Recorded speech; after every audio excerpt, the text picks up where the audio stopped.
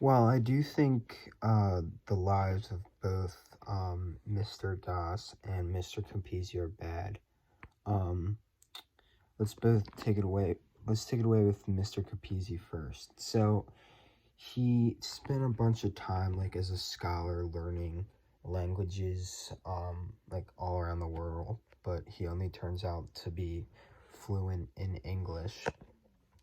Um, and he said like he only took his job to pay the bills, like he doesn't really like it that much.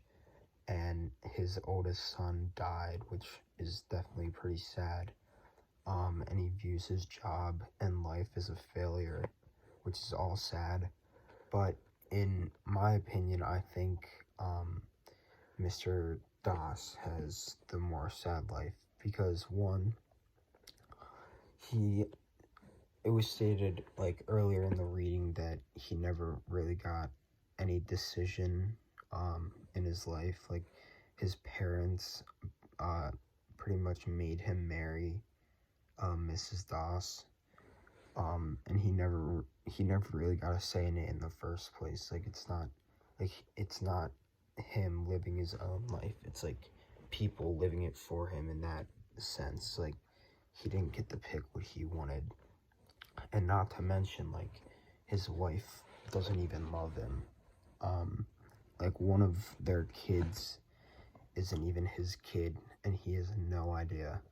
Like, I feel like if you were to be with someone for that long, like, and find that news out, like, that would just kill you.